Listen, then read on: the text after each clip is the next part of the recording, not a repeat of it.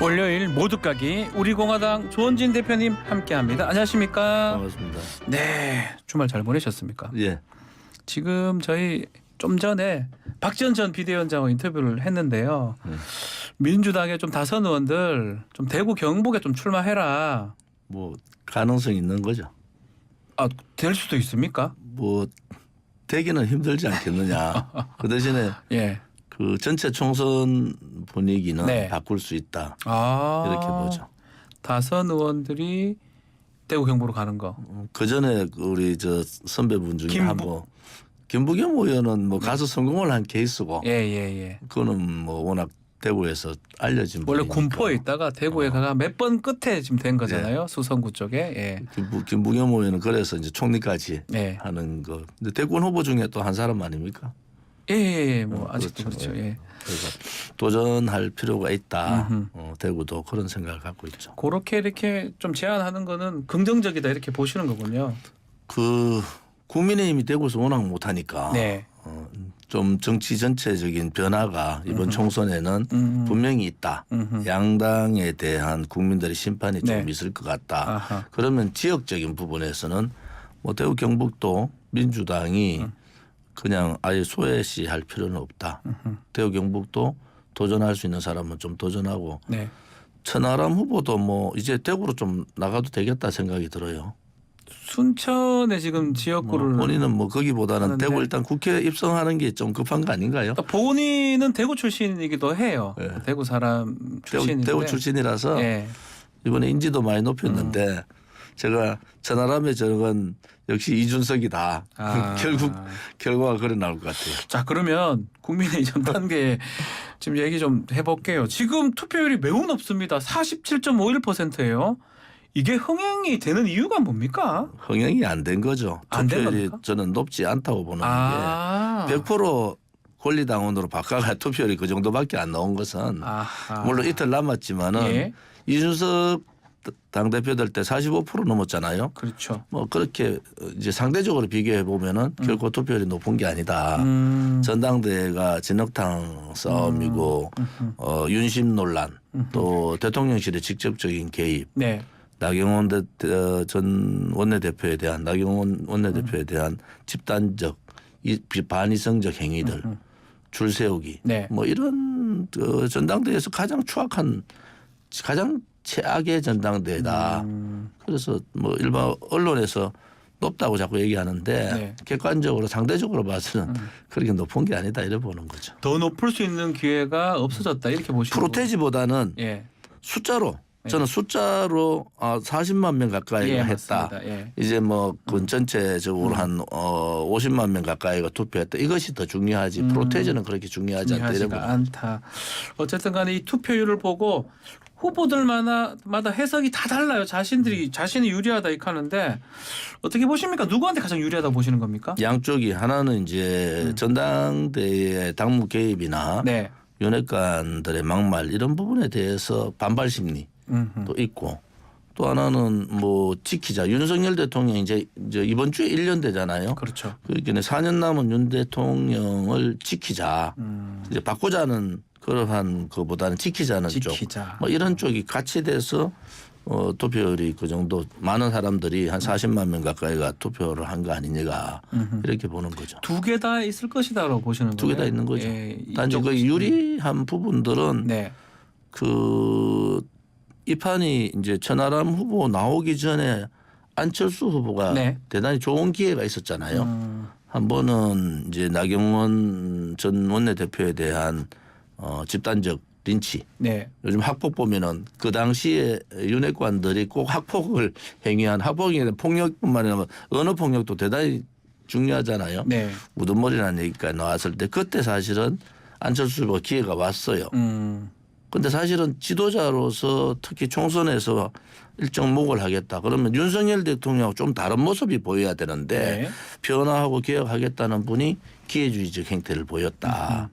두 번째는 대통령실에서 직접 개입했죠. 정무수석이 후보를 직접적으로 디스했 거 아닙니까? 네. 그때 사실은 안철수 후보한테 엄청난 기회가 온 거죠.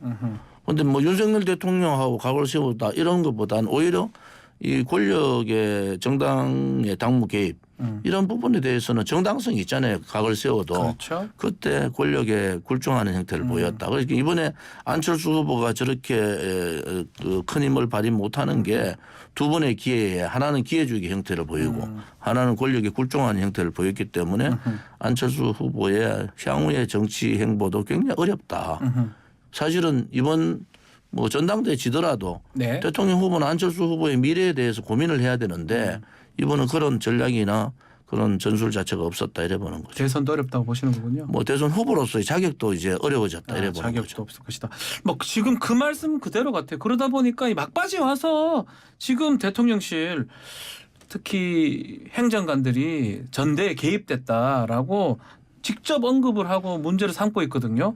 이게 바뀐 이유가 좀 그런 전대에 겁니까? 개입한 거 맞잖아요. 아, 아니 비대위원장 만나고 정무수석이 직접적으로 안철수 후보를 디스하면 그때 본인의 모습을 보여야죠. 사실은 권력에 뭐 윤석열 대통령이 권력에 충성하지 않는다 하듯이 본인도 윤석열 대통령하고 같다 권력에 충성하지 않는다. 단지 총선에 승리하는 것이 국민의힘 당원의 뜻이다 이렇게 나가야 되는데 네. 그분은 항상 막바지에 손 들고 버스 지나간 다음에 손 들고 이래서 그거부터 바꾸지 않으면은 앞으로도 정치 행보가 굉장히 어렵다 이래 보는 거죠. 버스 지나갔다고 보시는 겁니까? 지나갔죠. 지금 그러면 지금 뭐 소통수석 사회수석인가요? 거기 행정관들이 지금 그 소통방에서 안 후보 비판하고 김기현 후보 돼야 되겠다 이렇게 하는 게 전대 개입이라고 봐야 되는 겁니까? 어떻게 봐야 전대 됩니까? 개입이죠. 대통령실의 기강이 무너진 거죠. 대통령이 민생에 올인하는 모습을 자꾸 네. 안 보이니까 대통령실이 자꾸 이 정치에 개입하는 모습을 보이잖아요. 네. 정치는 그냥 정당들한테 맡겨놓는 것이 자유지. 윤석열 대통령이 자유를 자꾸 강조하고 공정상식을 강조하는데 이번 전당대회를 통해서 윤석열 대통령도 플러스가 안 됐다. 저는 그래 보는 거죠. 마이너스일 것이다. 결국은 뭐 김기현 후보 쪽이 유리하다고 저는 보고 있지만은 네. 다음 전대가 중간평가 윤석열 대통령이 치를 수밖에 없는 전대가 되면은 네. 그다음 3년은 어떻게 합니까? 만약에 총선에서 이 과반을 얻지 못할 경우는 어떻게 할 거냐. 그런 고민들도 국민들은 많이 하고 또 국민의힘에 이번에 많은 분들이 한 40만 명 가까이가 투표를 참여했다는 것은 네. 그러한 걱정의 일단들이 보여진 거다 이래 보는 거죠. 그러면 그 대표님 보시기에는 그 행정관이 본인 스스로 자기 의지로 그런 채팅만 만들고 그건 아닐 것이다라고 보시는 거네요. 그 윗선이 있다 이렇게 보시는 겁니까? 대통령실이 예. 그 대통령 비서실장부터 정무수석이 당무 개입하는 모습을 보니까 행정관들이 그런 행동을 하지만은 이 문제 또한 네. 징계 사유다 저는 그래 보는 거죠. 징계다. 자 그런 상황에서 또 3월 8일 날 참석을 직접 합니다. 그러면 더 논란이 좀 더 커지지 않을까요? 역대 대통령들도 예. 전당대회 때 거의 다 참석을 했어요. 그래서 그거는 큰 논란이 안 되는데 문제는 네. 이제 2차 투표를 갈 거냐 말 거냐. 윤 대통령이 참석 의지가 강하다 하는 것은 대통령실이나 뭐 국민의힘 내부적으로는 1차에서 과반 넘을 가능성이 있다 이래 보는데 네. 저는 좀 다른 시각이에요. 좀 다른 시각인 게 참석했는데 만약 결선 가게 되면 그거 좀 이상한 거 아닙니까? 대통령 직접 오셨는데. 결선에 2번 나가셔야 되나? 와 이거 이상하네. 예. 저는 표가 네.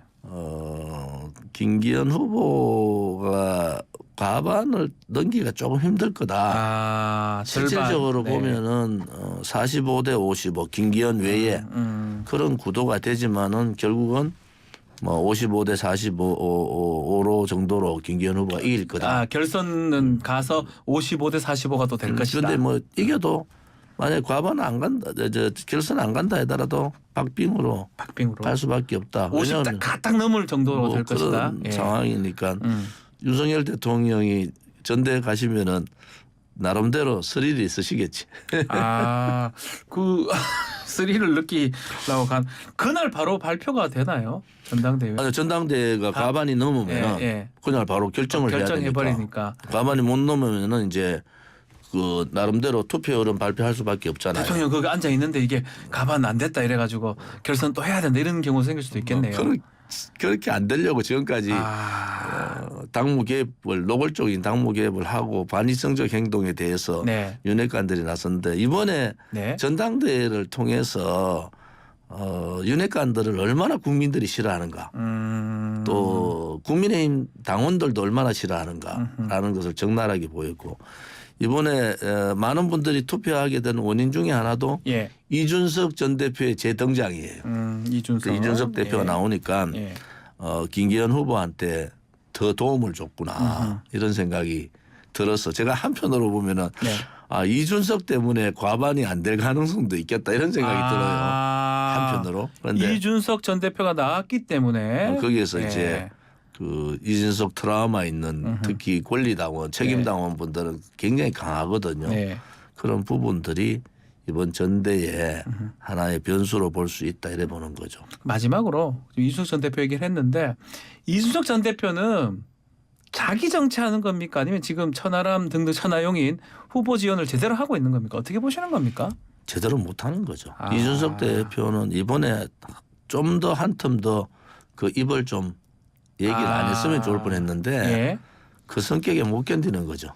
그래서 이준석 대표가 오히려 전당대회에 천하람 후보한테 큰 도움이 안 됐다. 도움이 안 됐을 것이다. 알겠습니다. 자, 민주당 이야기도 좀 해보겠습니다. 지금 부결 이후에 체포동의안 당 상황이 별로 좋지 않습니다. 이런 뭐 뒤숭숭한 분위기가 좀 계속될 것 같습니까? 계속되겠죠. 4월 달에 원내대표 선거 있으니까 네. 원내대표 선거에서 이제 양쪽이 표싸움을 되게 할 텐데 이재명 대표와 원내대표 선거에서까지 친명계를 밀어붙일 거냐 하는 것도 고민을 할 겁니다. 예. 그런데 보통 무효표 문제가 11표인데 그중에 국민의힘 무효표도 있어요. 있습니까? 당연히 있죠. 예. 제가 국회에서 해보면은 예. 국민의힘도 거의 반반이에요 무효가. 그런데 적게 잡아도 3표 정도 무효표는 국민의힘 쪽에서 나왔을 거다 이래 보는 거도. 예. 그거는 일반적으로 그래 나올 수밖에 없는 상황인데 뭐 자기도 모르게 점 찍는다지. 그래서 그런 부분으로 보면 40이 넘었다 이래 보잖아요. 40명이. 네. 그런 부분에 있어서는 이재명 대표의 고민이 더 깊어진다. 그게 비명계 반명계 쪽에 그 조직적인 이탈이잖아요. 네. 이것을 뭐 그냥 개별 투표로 맡긴 게 아니라 조직적인 이탈이 왔기 때문에 저는 40명 가까이 40명 혹은 넘게 이탈표가 생긴 거다 이래 네. 보기 때문에 뭐 압도적인 부결로 이길 거라 생각했던 이재명 대표의 고민은 갈수록 더 깊어진다 이래 보는 거죠. 자, 지금 여러 가지 얘기를 하고 있는데 좀 전에 박지원 비대위원장도 그 얘기를 하더라고요. 뭐 가결할 수 있다. 그러면 의사 표시를 제대로 해야 되는 거 아니냐. 왜 그걸 자꾸 뒤에서 숨고 있느냐라고 하는데 앞으로 비명계 그러니까 이번에 체포동의안 가결했던 그 의원들 얘기를 자기 목소리를 제대로 낼까요? 이제 어느 시점 되면은 총선이 가까워질수록 네. 목소리를 낼 수밖에 없어요. 그래서 제2차 체포 동의안도 네. 이제 대북 송금 문제를 가지고 들어올 텐데 그렇죠. 이 문제는 지금 일반 개인 비리하고 또 다른 차원이에요. 거기서 지금 민주당 지지율이 뭐 29% 좀 다르지만은 서울이 한 21%까지 갤럽에서 나왔다 하는 것은 이거는 그 국민의당 안철수 전 지금 의원이 네. 만들었던 국민의당의 네. 재판 올 가능성이 있겠다. 이런 부분에 있어서는 민주당이 지금 굉장히 물밑에서는 굉장히 머리 싸움이 벌어지고 있다 이래 보는 거죠. 그러면 대표님 보시기에는 이재명 대표가 이런 비명계 이런 의원들을 아니면 이 모임들을 적극적으로 이렇게 좀 해야 된다. 나 소통해야 된다. 뭐 소통하고 싶어도 못하는 게 뭐 팬덤 정치 여러분 잘 아시지만 뭐 개딸들의 행태가 반지성적, 반합리적, 반논리적 행위들이 또 거기에 민주당의 지도부가 네. 강성 지도부들이 동조를 하고 오히려 그것을 이끌고 있다 이래 보고 있거든요. 네. 그래서 지금은 많은 강을 강을 루비콘 강이 한 3분의 2는 건넜다 이래봐요. 양쪽이. 강을 건넜다. 그래서 그 상황들을 어떻게 예. 수습할 건 그게 이제 정치력인데 이재명 대표가 사실은 대통령 후보까지 왔지만은 국회의원으로는 초선이잖아요. 네. 그래서 그러한 정치력을 어떻게 발휘할 거냐 하는 것도 지켜볼 필요가 있다 이 앞으로. 봅니다. 지금 저희가 금방 말씀하신 서울 지역 갤럽 21%가 보니까 29% 정도 나오는 것 같은데. 그거는 전체적인 전체는 29%. 서울 지역 29%. 그다음에 39대 29% 나왔죠. 예. 그다음에 서울이 또 39대 20 뭐 그건 나중에 좀 보시면 뭐 네. 되는데. 예. 그래 서울이 21이고 전체가 29% 그래서 맞습니다. 예. 서울이 21% 나왔다는 예. 것은 민주당으로 봐서는 그냥 사망 선거를 해버렸다. 네. 이게 이제 어느 선까지 올라가느냐 하는 것은 민주당 스스로 올라가기는 힘들 것 같아요. 이제는. 네. 그래서 윤석열 정부가 얼마나 많이 다른 부분에서 민생을 못 챙기느냐. 정당이 집권여당이 못해야 떨어질 것이다. 그래서 저는 좀 심각하게 좀 보고 있습니다. 그리고 결국은 민주당발 분당의 경우가 있으면은 네. 국민의힘도 분당의 상황이 오지 않겠느냐. 왜냐하면 지금 이 전당대회를 통해서 이미 그 윤핵관들의 또 대통령실의 그 의중은 다 보였다 보이거든요. 네. 그럼 반 혹은 비윤계, 반윤계라 표현은 그렇지만 비윤계들의 비윤계, 예. 생각들은 좀 민주당하고 똑같이 비민계의 생각들하고 똑같은 입장들이다. 네. 그래서 그분들의 정치 행태가 이제 이 3월 달부터 이제 4월 7월 이제 정기국회 전까지 굉장한 변화들이 정치권에 있을 수밖에 없지 않느냐. 네. 이게 그대로 그냥 자기들이 공천 혹은 학살 혹은 공천 물갈이의 대상인데 그대로 간다. 정치인들은 그래는 안 하더라고요. 네. 자, 갤럽이 조사했던 내용이고요. 이거 자세한 내용은 중앙선거관리 홈페이지를 참조하시면 됩니다. 자, 말씀처럼 지금 이번 주가 윤석열 대통령 이제 1년이 됩니다. 뭐 5월까지 정식 취임이지만 인수위로 하면 1년이 되는데 어땠습니까? 1년을 좀 지켜봤던 결과. 물론 그 믿고 맡길 수 있는 사람이 많지 않아. 인재풀이 윤석열 대통령의 인사 스타일로 많지 않지만 네. 이제 검찰 인사는 좀 안 했으면 좋겠다. 검찰은 빼라. 두 번째는 과연 1년 동안 가장 최악의 팬데믹 마지막 단계, 그 포스트 팬데믹의 상황에서 윤석열 대통령이나 윤석열 정부가 민생에 네. 올인했느냐. 이것은 깊이 반성할 필요가 있다. 오히려 민생보다는 국민들을 정치로 몰고 가지는 않았느냐. 혹은 협치보다는 대결 구도로 가져가지는 않았느냐. 네. 그러면은 1년 지나고 2년 차에도 만약에 민생 문제라든지 개혁 과제들의 문제를 윤석열 정부 못하게 되면은 민심은 돌게 돼 있잖아요. 예. 그런 부분에 있어서는 윤석열 정부 1년이 저는 뭐 낙제점이다 이래 보는 거죠. 낙제점. 그럼 점수를 100점을 하면 얼마 정도입니까? 뭐 지난번에 대통령 선거 때 다들 그랬어요. 예. 최악 말고 차악이라도 뽑자. 아하. 이번 경선 보면서 예. 아니 이제 정치 지도자를 최선이나 차선을 뽑는 게 아니고 차악을 뽑는 그러한 선거가 됐다는 게 너무 부끄럽습니다, 사실은. 그래서 이것이 언제부터 이렇게 됐느냐 반성할 필요가 있는데 뭐 낙제점이라는 것은 50% 안 되고 지금 지지율 정도 35점 정도다 이래 보는 거죠. 알겠습니다. 자, 시간이 다 됐습니다. 자, 오늘 말씀 여기까지 듣도록 하겠습니다. 감사합니다. 조원진 우리공화당 대표님과 함께했습니다.